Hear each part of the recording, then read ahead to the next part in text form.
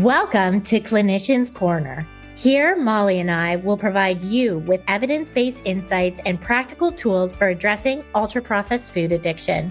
This segment is designed for both individuals navigating recovery and professionals supporting clients through the treatment process. We will be bridging personal experience with clinical expertise to enhance understanding about the treatment of food addiction and the many pathways to recovery. Each episode explores key topics such as the neurobiology of addiction, strategies for sustainable recovery, behavioral interventions, and the impact of diet trauma. We'll also discuss practical approaches for fostering self-compassion, managing setbacks, and building individualized, empowering eating practices. Whether you are in recovery or a clinician working with clients, Clinicians Corner offers research-informed perspectives, real-world applications, and therapeutic tools to support long-term healing. Join us the first Friday of each month for thoughtful conversations that equip you with the knowledge and strategies needed for meaningful progress in ultra-processed food addiction recovery. Expert insights, practical tools, transforming recovery one conversation at a time. All right, welcome back, everyone. Clinicians Corner. How are you doing today, Molly? I'm good. I'm feeling a little festive. I made sure to wear a little bit of a fancier shirt because of what we're going to be talking about today. How are you doing? I know. I didn't even dress up, and I do love to dress up, but I was like trying to be more serious, I think, today, because I think people really struggle with the holidays. There's a lot of social pressure. There's a lot of pressure from family. If it's your first food addiction recovery holidays, that can feel super overwhelming. So I thought it was a good idea that we kind of talk about how to prepare, kind of, how do I make a plan? And then, give everyone permission to say no if they don't want to go. Yes, absolutely. Absolutely. I agree. And, I feel like this year has been, or could be even potentially more stressful than holidays in the past. Like you said, either it's like it could be somebody's first holiday, it may be somebody's fifth holiday or 15th. But this year, especially in the US, and I think like other countries are feeling it too, but with the election, that like we're more divided than ever. We've got these social media trends of people like cutting off family members because they've voted differently. And while I can understand the sentiment and I get how people get there, I think that it just adds an extra layer sometimes for people to navigate the holidays that I would love to like get into with you today as well. Yeah, absolutely. Because we know stress usually leads to stress eating. And when we're so used to like managing our emotions, especially the distressing ones with food, and these events are full of food traditionally, it makes us very vulnerable and can put our recovery at risk. So what would you say, say I'm going into a family event, maybe I know there's like potentially some political divide. Like, how do you work with your clients around preparing for these kind of situations? Yeah, I think first and foremost, my favorite thing to say is we're not going to walk into any of this surprised. Right? We're not going to like show up at Aunt Sally's or mom's and, oh no, like we're talking about politics or there's somebody with like their garb on or whatever. And so we're not going to walk into it and be surprised. We're going to walk into it with open eyes, with awareness. And so when we can walk into something with open eyes and awareness, we can armor ourselves up a little bit. We can remind ourselves that we're going to hear things that we don't necessarily agree with, that we might be sensitive to. And maybe then we can already have a practiced, like mantra or something that we might say to ourselves whenever we hear that, or we might have a plan for exit quickly or earlier than we would have. We're going to have more protection and preparation around walking into that event, not just around the food, but around the people is kind of where I like to start. What do you like to do? Yeah, I think it's really important for me and the clients that I work with to already have something called a boundary script. And it may just be something like, Oh, I really want to try and not talk about politics today. How are you doing? Do you have any travel plans coming this year to kind of shift attention? Because people do love to talk about themselves, let's be honest, right? And this gives the opportunity to kind of navigate those tricky situations and avoid conversations which might include conflict and maybe aren't appropriate for the day. Yeah, I would agree. I love that idea of a boundary script. I think that's a really great specific tool. Like when we think about like armoring ourselves up or like just preparing ourselves to go in, to have that script already ready to say like, oh yeah, no, thank you. I don't want to talk about that today, but how about like, how are things going in the rest of your life or whatever? Absolutely. Yeah. I think that's really great. I think that's really great. And then like, as you know, like the evening or the afternoon or whatever time of day it is that you're celebrating goes on, I mean, when that kind of starts to wear off, or you're maybe the person who has this boundary and you're starting to feel fatigued, what do you tell them next? Like, how do you help people like navigate, okay, like this gets exhausting having to constantly like hold that boundary and this dinner is going on forever? Yeah, I potentially, if I knew that I was going to be walking into a situation like this, I would already have an exit strategy. So I might say with the client, how long is a reasonable amount of time for you to expose yourself to that environment? Is it 2 hours? Is it like really necessary for you to stay for the whole thing? Especially if there's going to be food there that's probably not, maybe the most loving choices. So is it better for you to go for maybe an hour and a half before, but then have a prior commitment? Or what does it look like to go a little bit later so that you're not exposed to all like the pre-snacks and, the food like extravaganza that can sometimes be at these things, and just sit down, like arrive about 30 minutes before dinner, stay for dinner, but then have an exit strategy as well. I think the amount of time we expose ourselves to things is what also we can tolerate a lot, but nobody should have to do that. That's just torture, right? If you're trying to say you're doing it for other people, and that just makes me resentful if I'm doing everything for other people. So going in there, I think with the strategy, I would also say the number one thing I would say for food addiction people is going into these events before you go. Have a satiating meal, because that is going to put you at less risk. It's going to make you less vulnerable to some of the other foods, because if we honor that physical hunger homeostatic pathway, those hedonic foods are not speaking to us. And I've certainly been to events where people are talking to me, I'm talking to them. And, but meanwhile, I'm looking at the food. So I'm not even present. And so just being able to eat before is really going to shut down some of that noise. And maybe if I notice myself starting to do that, I'm going to really tune into my conversation, connect with the person that I'm with, try to be a little bit more mindful and start asking questions to engage. Maybe I also need to take a break, go to the bathroom, do a physiological sigh, text my community in sweet sobriety and let them know just kind of vent and kind of get that release about this is hard. I'm in a really challenging situation, because I think if you feel like you're alone, that can be really challenging to navigate. But I think if, you have your community, maybe it's Vera's Facebook group, let us cheer you on. Definitely. Yeah.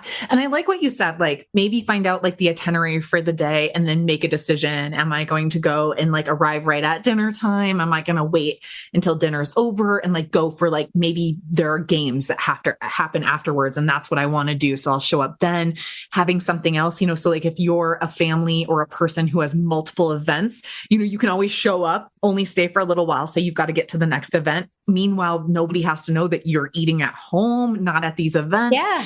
Any of those things. I always like to have I like to drive or have my own vehicle so I can leave. I often say I want to go to my sister's house to get out of the space, because I actually travel for the holidays. And I imagine a lot of people that are listening travel for the holidays too, which means it's going to be a little bit harder to sometimes say, oh, I'm going to show up 30 minutes beforehand or whatever. Sometimes we're flying or traveling great distances, and maybe we're staying with that family member or that, you know what I mean? That group of people.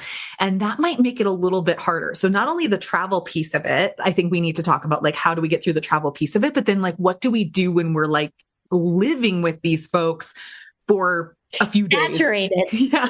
Yeah. Yeah. So what are your suggestions that you give for like the travel aspect of things? Yeah. And again, I would say plan. We can't go into these things just winging it when we're in recovery because that never works out well. All that does is give us opportunity to eat things that are not on plan and not like actually honor our recovery. So if I'm driving, I'm going to maybe already have a list of places where I might be able to stop to pick up some foods. Maybe I'm already packing food and bringing it with me. If I'm flying, I'm certainly going to have like the list of foods I can bring on the plane with me. Or, if I'm not somebody who wants to bring food, I'll know I can go to the airport. There's always a Subway. I can get my double chicken and like take that salad on the plane with me. Maybe I go to Starbucks, I get some egg bites. I always, and like, I don't buy two, I buy like six so that I have more than I need just because the stress and the lack of sleep and, all the other emotions that arise when we're surrounded by family. These are people we love, but these are also the people that push all our buttons. And so, and we can sometimes go into the holidays with this expectation of like, amazingness. And like, if we're setting ourselves up for a situation which is less than that, that can be very distressing. And then what do? We, use food to soothe. So we really have to go in, I think, to everything with a plan. Now, I will say in later recovery, that's not my truth anymore. I don't think a lot of the clients that I work with, like I still have a flexible plan, but not like I would in early day recovery where it's like pretty much everything is planned out, but that plan makes me feel safe. I think now there's like some, loving limits or some loose structure there that makes me feel really good. But yeah, I think there are certain things, like if I was staying with family, that I still need to do for my own recovery. So if I'm staying there, I'm still going to go outside for a walk. I'm still going to find a way to connect or touch my recovery. Maybe that's a podcast. Maybe that's reaching out to my community.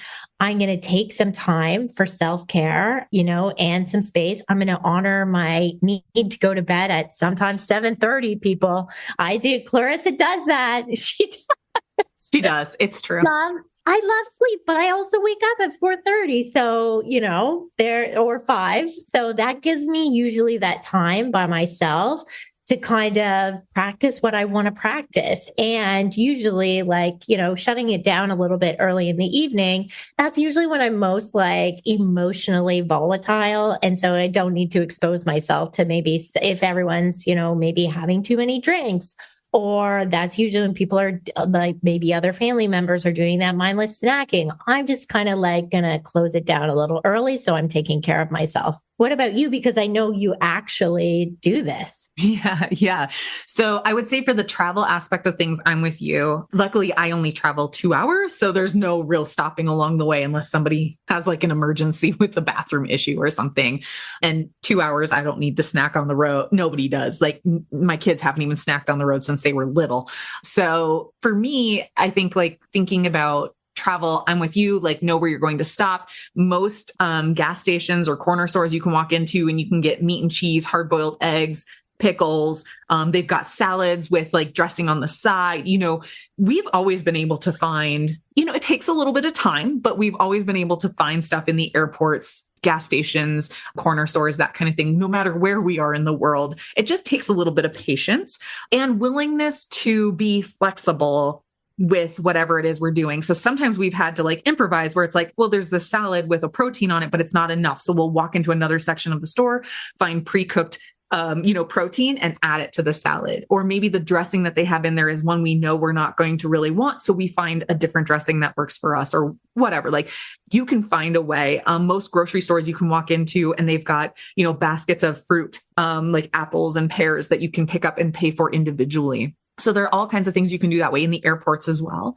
The other thing that I think that I would say with travel is like, everybody is traveling, right? You're not the only person traveling. So expect delays, expect to run into crabby people at the airports, and the train stations. Like, just go in, like, manage your expectations. Talk about expectations. Let's go in just expecting that we are going to run into people not having the best day of their lives. And it's stressful for them because maybe they're toting like 8 little kids. I mean, we definitely saw that on our travels too, right? And my heart just goes out to those parents because I'm just like, have so much empathy because you're stressed out. Then the kids are like just being kids. And then you're worried about like what the people around you are thinking or saying or doing because of the children being children, so it can get really stressful and we can all really get ourselves worked up. So I think if we can just go into it with the expectation of like nice and easy, it's going to be busy, people are going to be grumpy, things are going to be delayed, maybe even canceled, maybe like, you get like a whole new travel day, whatever, rescheduled. So just to have those expectations ahead of time so that when it happens, you're not like, oh my God, and now you're wanting to eat over it because that's what stress does to us. I also think like, yeah, were you going to say something there? No. I think okay. Just making sure. I'm like, yeah, jump in. I think too, like because I do stay with family. So now so Thanksgiving, I do. If people want to see me for Thanksgiving, they can come to me. But over Christmas, I'm there for anywhere from 10 to 14 days. And again, they only live 2 hours away. But because of where I live, the travel just can be like running up and down the road and the snow and the cold. It just can be dangerous. It's just not a risk we want to take. And usually we have family coming from other parts of the country and it's our only real chance to see them for an extended period of time. So just staying makes sense. So when I do that, I definitely make sure to have plans with other family members. So I have plans to get out. I try to stick to my routines as much as possible, right? So like whatever is working for me in my own home, let's do that wherever we're going. So I highly suggest that to people to the best of your ability. Like if you are a person who does morning meditation, morning prayer, morning yoga, or you do it in the afternoon or the evening, try to find a way to make that still happen where you are. People will understand. I disappear all the time and nobody's like, where's Molly? That's so rude. They're just like, we all need a break from each other living under the same roof from time to time. Right. And certainly the expectation is not that my in-laws are going to stop doing their thing. Like my mother-in-law retired and now she works again. So like she just goes to work. I'm like, oh, where's, Patty? And they're like, oh, she had to work today. Like, okay. Like people just want to be together and want to have like that, that closeness that comes in relationship when you are together. It doesn't matter if we're all there all the time. Like, please go live your lives and then come together. You need that break. So you need that break. I mean, like you and I had breaks from we love each other. We love traveling together, but 5 weeks together, we still needed our own space from time to time. So whenever we could have our own rooms, we did. Whenever, you could go for a walk by yourself, whatever, like we found ways not because we don't love each other and want to be together, but like we also need to recharge and have our own. Yes, it's super healthy. Yeah. So I would say with the travel piece of it, just manage your expectations in that, like, just know that people are not going to be like cheery and whatever 100% of the time. They're still human. And so if we can just have that expectation of like humans are just going to be human, that might help our stress level stay in check, or we can regulate it maybe a little bit quicker, just going like reminding ourselves like, oh yeah, okay, so I just need to breathe. I can take care of me, and go from there. But also like, what about with work? Because sometimes people are still working or, they don't want to take time off or it gets in the way. Like, what do you say to people who are working? Yeah, well, you need stress management routine if you work in retail. I'll tell you that. Customer service, because people are not ho fun. They are mean a lot of the time and they have very little patience. And, I've certainly been in offices and workplaces where you walk in and the front desk is covered with chocolate and like all the things. And I was at a doctor's office. So you go in the lunchroom and it's like candy bonanza. So I really tried to find somebody within my work environment who was either trying to do some of the same goals as me. Could we also try to create like a work kind of like team event where we're like, hey, we want to be healthy over the holidays. What does that look like? Okay, well, can we keep some of the candy out of the lunchroom? It's fine if it's at the front desk, but this is where I need to eat my lunch. So kind of creating some boundaries there. And when I was working at Mark's Work Warehouse, I would just throw it in the garbage. Oh no. People were like, where did it go? I was like, I don't know. Like, because it was just, I was essentially saving everyone's life is the story I told myself. So that made it okay. Because it's not food. So I'm not wasting anything. Like, ugh, get it out of here. So I can enjoy my meal. But yeah, being able to take space, if that's not an option, I could go to my car and have my lunch in my car. I could meet a friend somewhere else outside, go for, a walk, whatever it was.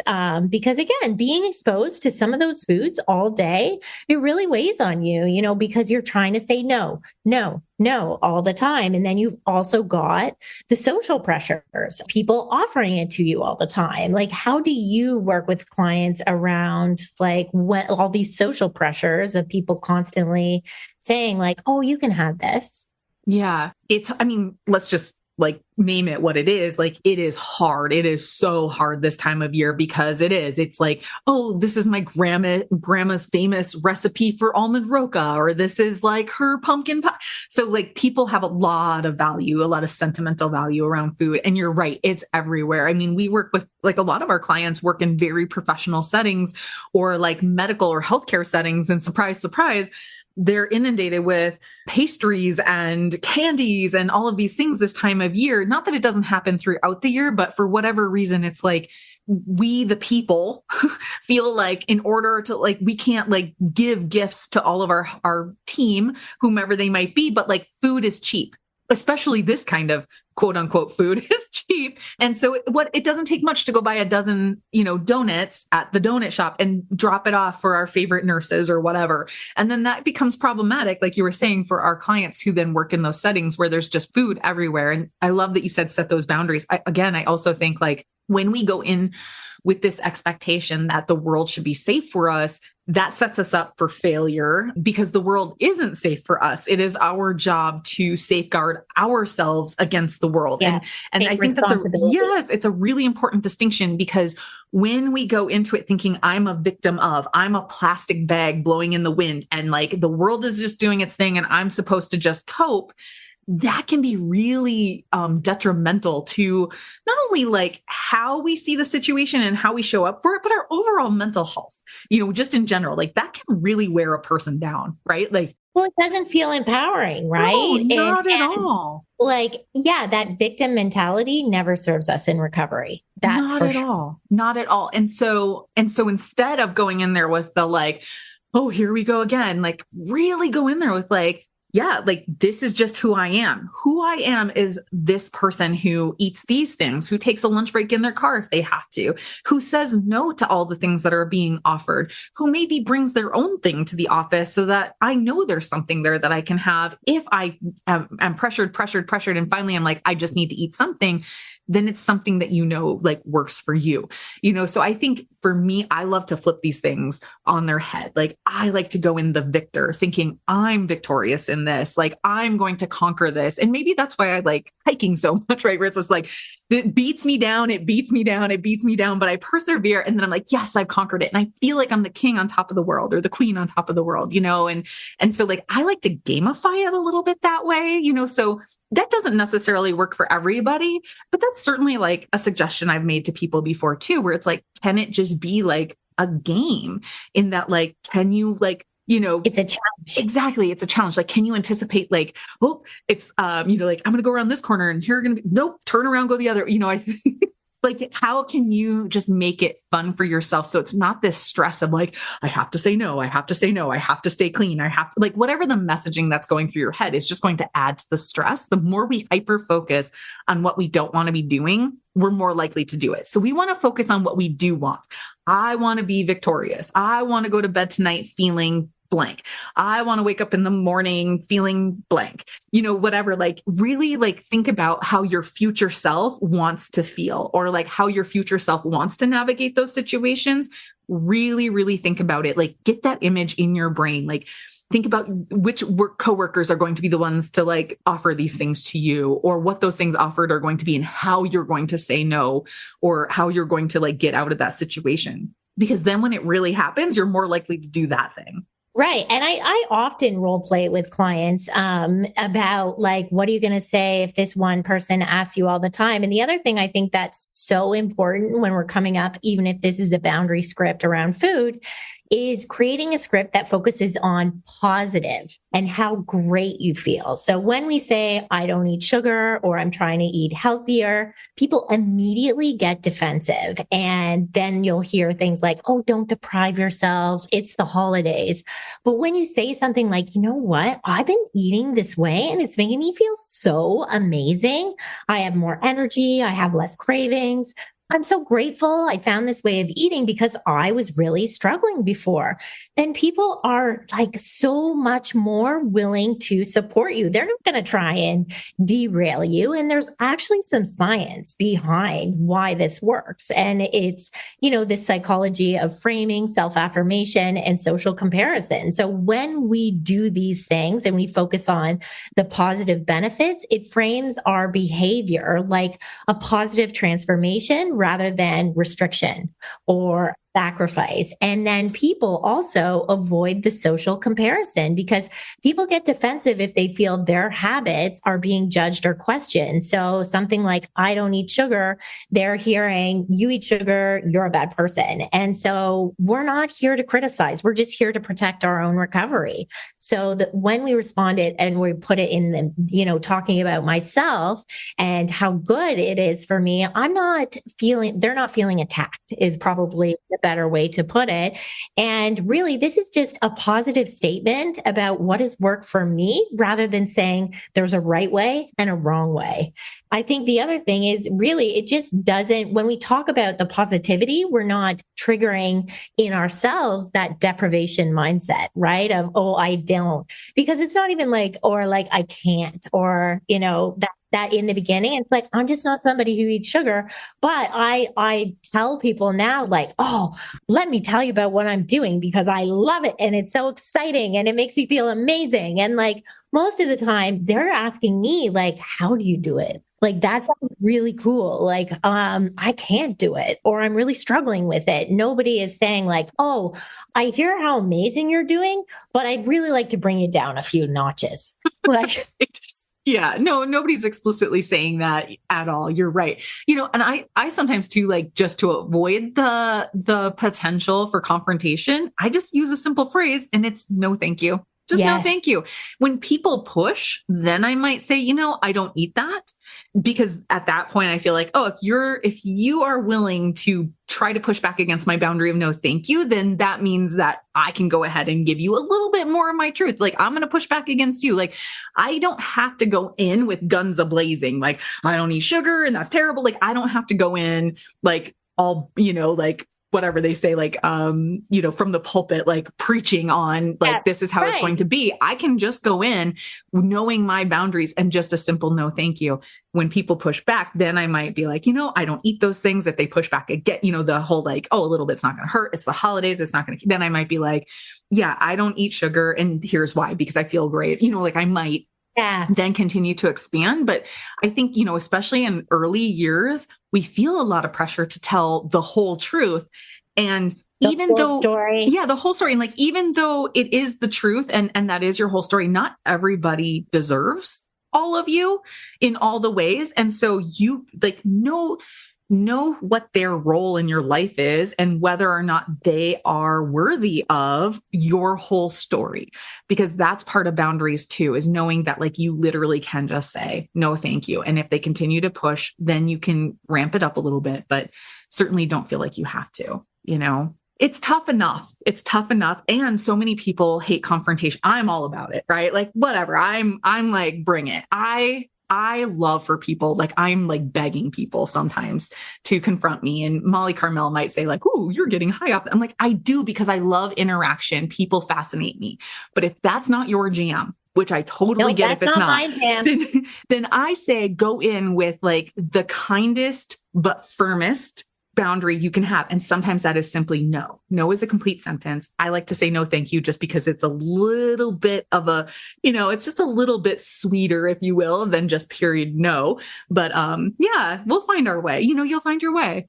yeah, I'll still compliment people and say, wow, that looks amazing. Like, it looks like you went to a lot of work preparing that, but I'm all set over here. Thank you so much for offering. Like, then you're not even saying no, but you're saying no and they don't know it. Like, it doesn't feel like that rejection they might be getting if it's most special dish, right? Right. Totally. Totally. So we've talked about like things that might divide us at the dinner table. We talked about like traveling and like how to navigate work and like having these boundaries. But what we haven't talked about is like, what about those folks who are listening or even our clients who are alone on the holidays? I feel like this group of people gets overlooked often, and we need to really talk about how do we navigate when we are on our own? Yeah, I think it can be really challenging for people. And it may be, that what I usually talk to my clients about is, can you create like a new tradition for yourself? Maybe it's cooking a meal for yourself. Maybe it's like cooking a meal for somebody in the community, something to also get you necessarily busy and out of yourself. So with our community, because Sweet Sobriety's online, I've suggested already, why don't they host virtual gatherings? This is an opportunity where they could have meetups, support, maybe even eat a holiday dinner together and kind of find themselves socializing if they're in a more like physically remote place. That it might be the time of year that you start to like think about, what would a solo adventure be? Is it just like a walk in the park? Am I going to maybe do a drive to see the holiday lights? Is it a special outing to a favorite spot? And I also love myself to volunteer at the holidays because there's so many food programs, food banks. I help out with like a Christmas toy program, and just like seeing it, how much joy it brings other people and how you're helping really makes me feel a part of that mission. And just like it makes me feel the actual holiday spirit, right? Rather than what society sells us as the holiday spirit. And so I think, also it's a bit quieter. And this, instead of being like, oh no, it's so quiet, it's like, how can I make this quiet time really loving? Is there a self-care practice that I've been wanting to do? Or, what would that look like for me to maybe during my usual, maybe it's a busier time, like now that I have this quiet, like, is there something I've wanted to start and I haven't been able to start? And now is the time that I could start to do that. But I will say it's so hard. Right? So hard. And if you're alone, it may be really wise to have a boundary around social media because, seeing what everyone else is doing is not going to help me feel good about myself. So I'm going to try and probably turn inward. And, if there is other people that I'm connected with, communities, certainly in our Facebook group, Vera's Facebook group, reach out in there, let us know what's going on so that you can see that you're not alone. And there is other people here that are in similar situations, and we want to support each other. How about you? How do you Yeah, I would agree with all of that. I love that. Like, make plans for yourself. Maybe you're, like you said, like that's the time when you're going to go spend more time at the library, or you're going to go volunteer at one of the programs, or yeah, you're going to find your way. I think for me, it's not even necessarily like I think about like during the day, there are a lot of these things. There are like different programs we can get involved in. There are different places we can go where we can still feel like around people. We can go to the malls or the shopping centers because everybody's shopping last minute. Like we can go people watch. We can find all kinds of things to do. I think about like in those evening hours, it gets dark very early. And then, things tend to like not be happening in the evening hours because that's when families are together, like doing their thing, whatever that might be. And so that's where I would say, really lean into whatever your routines are. If you are a person who, you eat dinner and then the kitchen is closed by a certain time. And then maybe you have your tea and you do your reading or your journaling or your meditating or your yoga or whatever it might be. I would say stick to those things because those are the things that are going to keep it like any other normal day for you. Ground you Yes, in recovery and not feel like missing out. Yeah, no, I love that.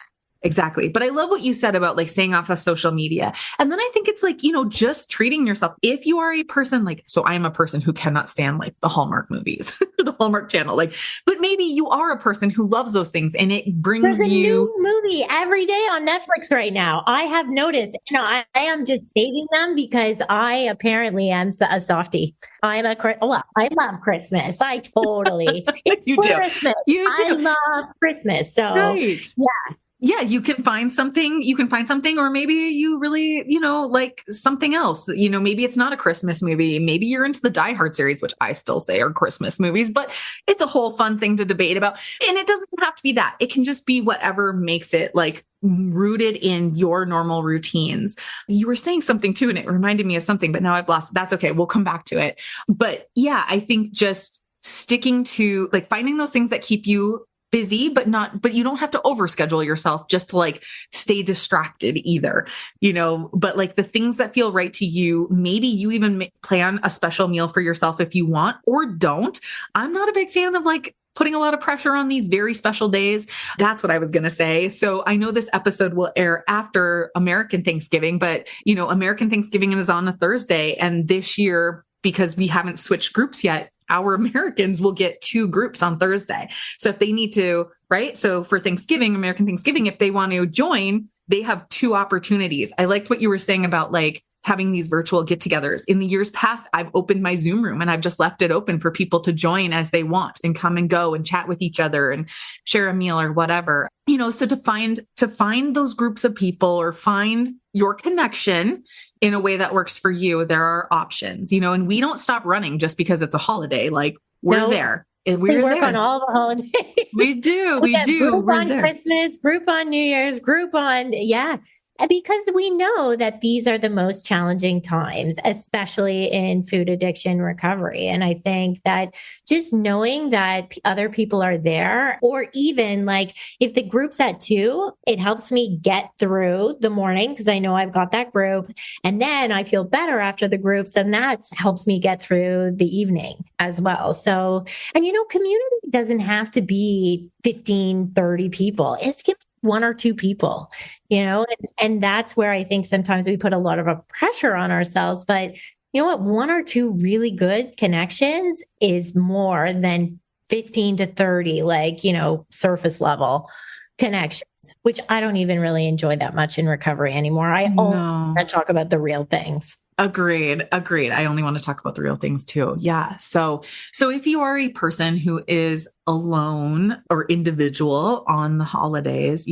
during the holiday season, there are things that you can do to feel more connected. Also, like you're not alone. We're still thinking of you. We're there in spirit. We still want to check on you. And if you want to reach out, we would love to hear from you too. Like it can go both ways. That like, we would love to hear from you, and that's the beautiful thing too about our WhatsApp groups is like, there are people all over the world. And the thing about Christmas is it's Christmas all over the world. Now we do have some clients like in, Australia, New Zealand. So like, my favorite thing over New Year's is to like, ask people in those time zones, like, what does the future hold? How is 2025 already? Yeah. Speaking of, before we wrap up, I am not a fan of resolutions because I know like New Year's is part of this whole holiday sweep, right? I am not a fan of resolutions, mostly because personally, it's like I set them and like within a few weeks, I've already messed up and now I feel like a failure. And here goes just another thing I can't. Right. So I started about 5-6 years ago, maybe longer now. I started with coming up with a theme word for my year. Now, ask me what 2024 was, and I cannot remember. I cannot recall. Many things have happened. I can't remember mine right now either. I can't remember. And I just attributed that. Mine was ease. Yours was ease. Yeah. And I don't remember what mine was. And I think it just goes to show like how rough 2024 was that I couldn't remember it. But it is something that I'm going to do. I'm going to pick a theme word for 2025 and I'm going to put it in my journal and I am going to make sure that I do some kind of work or thought around it often in 2025, because in the years past, when I've done that, it has made all the difference because you can't fail at a theme word. You just can't. Even though that I've forgotten steps away. Yeah, you can take it Because I think I picked ease because I've always been a forceful person. So I always want to force things to happen, like relationships, like everything. It's like, oh, this isn't happening. I'll make it happen. So just being open and ease. And so, yeah, I wasn't certainly like focusing on that every single day. But when situations weren't going well, I was like, oh, this is because you're doing that thing where you're forcing everything. So that like having that like root, I totally agree. I think that that is a much more loving way to start the year. Totally. And that's just it, is like, even though I've forgotten my word, I don't feel like I failed because I know that I was focusing on other, like things happened and I was focusing on those other things in those moments to like get through, or whatever. So like, I never have felt like I failed. So I'll pick a new word for 2025. Lesson learned. I need to write it down and I need to be more intentional with it, especially early days until it's like seared into that noggin of mine, where it's like, yes, this is what I'm focusing on. This is like my year-long like meditation almost, right? Of like, how do I come back to, if the word was ease, right? Like, how do I come back to ease? But I suspect 2025 will be the year of self-love for me. I suspect that will be there. It probably won't be that term, but we'll find something along those lines. Maybe it will be. I'm not sure. Stay tuned for that. Yeah, we can share in the next one episode after this because it'll be I think it's the third or the first week of right after New Year's. So yeah, we'll have to talk about it then for sure. So stay tuned. We'll talk about it then. But before we go, because I know we need to wrap up, some final thoughts is I think we need to talk about giving ourselves permission to say no, like kind of to like put a bow on this thing. Clarissa, talk to us about that permission to say no. Yeah, there's going to be so many things that people want me to attend or go to. And, I don't need to go to some restaurant where people are going to be having a bunch of drinks and like, it's not my scene. That to me is not appealing, especially if they're meeting at 7 p.m. at night. So what I love to say is, who is that group of people? Are there people that are really special and important to me? I'm going to decline, but I may reach out to those specific individuals and say, hey, do you want to go for a walk or a hike instead? And that one-to-one time is more important to me. So there is, actually saying no is saying yes to me. And that feels awesome. I don't struggle as much with it anymore. I know at first it was hard because, I used to call myself a people pleaser, but I realized that that actually means I'm just a self-abandoner. So now that I know this, I'm like, I say no all the time. Or the most loving thing I've learned to say is, you know what? Thank you so much for inviting me. I am just going to check my schedule and I'll get back to you, because impulsively, I will say yes to so many things. But once I give myself time and I chat with Molly and I say, what do you think? At least it's like, no, this probably isn't a good idea. Then I can say, oh, I checked my schedule. I really appreciate it. Let's figure out another time we can get together. Thanks so much. Let's get together in the new year, something like that. Yeah, I was going to say that happens a lot to me too. I think I say no a lot. So my anxiety will definitely start to like really ramp up probably around December 20th, because we will be traveling December 21st and then we will be there through the new year. And so like my anxiety will go. So I will say no a lot just because my anxiety. So we have to like make a distinction there too, like that's okay. That's okay. But that's also not very empowering for me either. It's often just a survival move. And so that's going to have a very different energy to it. I just want to give you permission though to go ahead and honor that though too. So there's like that piece of it. But like you said, Clarissa, it's like that empowering where it's like slowing down and not making that impulsive decision and really thinking about, what do I need? Do I need to go spend another hour, 2 hours around people, that maybe are going to be doing something that I don't want to be doing, isn't maybe what is best for me? Yeah, just to ask ourselves that. And I do often find myself saying like, it would be better like late January or in the new year. I find myself saying that a lot it's so interesting. So many people want to come together during the holidays. And for me, it's like the last thing I want to do. In fact, during the holidays, I'm the person that wants to isolate. Like I would prefer to be alone, but I know that I'm the exception, not the rule. So giving myself permission to even say no then can feel really empowering too, because I don't want to be involved in all this. I want to see my kids like do their Christmas thing, whatever it might be. But then like, I'm fine like going and I don't know, watching Love is Blind because now you've got me addicted to it. I'm hooked on it. It's like, I would rather just spend the things doing the things that fill my cup. Because the holidays are so draining for me. I do have the seasonal affective depression, which can be really difficult. And then you add the anxiety, it just gets extra spicy. So if you are a person who has that kind of stuff going on too, please, please, please know that it's okay to say no, to have an exit plan, to leave. Just because you're slated to be there for 2 weeks doesn't mean you can't leave early. Sometimes airlines are willing to change your flight with little to no cost, especially this time of year when so many people are traveling anyway. They might be willing, if you've driven somewhere, you can leave early.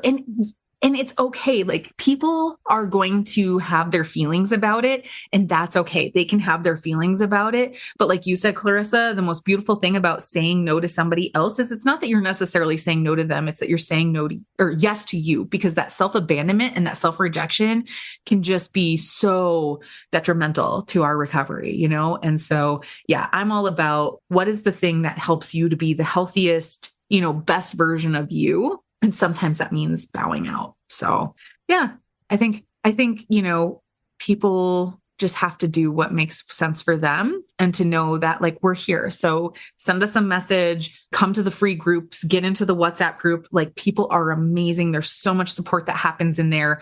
And honestly, that is the best way to get through this time of year, is leaning into those people. Like you were saying, Clarissa, it doesn't need to be 50. Maybe there's just 2, leaning into those relationships and trust in them to give you some guidance or some suggestions that you can then decide, does that work for me or not? And go live your best life. Honestly, guys, go live your best life, period. I'm going to have a virtual date with you. So just, keep your calendar open, because I'm going to be booking some slots so we can hang out. And I want to let everyone know that we created a holiday guide. And so we're going to be posting it in Vera's Facebook group. And so we'll send you a link to be able to access it. Or you can go to Sweet Sobriety as well, and then sign up for our newsletter and you'll get access to it too. So yeah, it's 23 pages and we set you up for freaking holiday success. Let me tell you that. Yeah. We went there with the science and the strategies. Totally. And the best part about that is it's like Christmas from Sweet Sobriety, because not only when you sign up for that do you get that, but you get some other things that we've created along the way, and videos, some presentations. So Merry Christmas from Sweet Sobriety. And please, please, please don't feel like you have to feel pressure to buy anything. This is all free. We just want you to have these, to have access to these resources. Cool. Yeah, absolutely. So, all right. Yeah. We will see you next month in 2025. Happy holidays. Bye. Thanks for joining us this week on Food Junkies Recovery from Food Addiction. Make sure to join our Facebook group, Sugar Free for Life Support Group. I'm Sweet Enough. Molly and Clarissa are food addiction professionals who offer one-to-one counseling and group coaching through Sweet Sobriety. Please subscribe to our show so you never miss an episode. While you're at it, if you found value in today's episode, we'd appreciate you leaving us a review on your favorite platform. Your feedback helps grow our show and allows us to reach others who need to hear this message of recovery. Don't forget to pick up a copy of Dr. Tarman's book, Food Junkies. And as Vera always says, the power is ours.